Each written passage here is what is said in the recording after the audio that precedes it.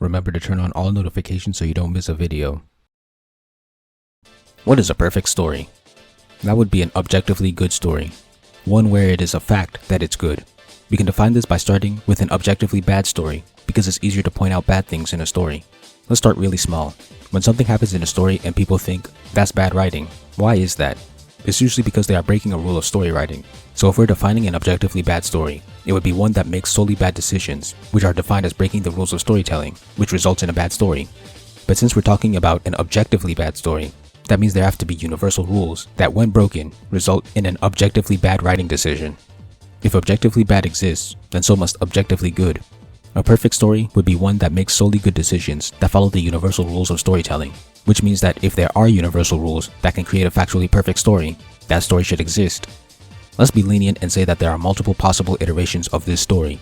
For example, if the universal rule was as simple as following the hero's journey, there are multiple possible iterations. If this perfect story exists, we should be able to give a writer or an AI a list of these rules and have them create a perfect story.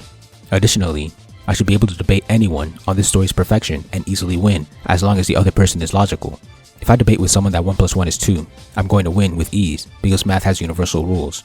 The vast majority of people understand this, so the perfect story should always be loved by the vast majority of people, and everyone should be able to write a perfect story. So why doesn't this story exist? There is no story that is viewed as perfect by everyone. Every story's quality can be reasonably debated upon. There is an argument to be made against every story. Why? Because there is no such thing as universal rules of story. Every person has their own set of rules. There may be certain rules that a majority of people agree upon, but that doesn't make it a universal rule. Either all storytelling rules are universal or they're not. There's no in between. Maybe there's another way to determine a perfect story. Let's say I wrote a movie called The Journey. If most people who watch the movie, let's say 90%, called it a perfect story according to their own writing rules, then that means it's objectively perfect. Here, we'd be arguing that the quantity of subjective opinions eventually becomes objective truth. This is ridiculous, but in case you can't see why, I'll explain. Yumesuke wrote The Journey is a fact, regardless of how many people believe it. That fact will never change with the passage of time. Facts don't change. But imagine this scenario. Some YouTuber makes a 5-hour video saying why The Journey is garbage, and over the course of a month, the video gets 100 million views, and the general opinion switches to 90% of people believing that the movie is garbage. That would mean that this story is now objectively bad, right? That means, in a month, the truth changed from The Journey is objectively good to The Journey is objectively bad. The Journey didn't change though. The Journey has been the same story since it was first released, but somehow the truth around it changed. The truth doesn't change like that. The whole grading system falls under the bandwagon fallacy. The popularity of an idea has absolutely no bearing on its validity. In conclusion, there's no such thing as a perfect story.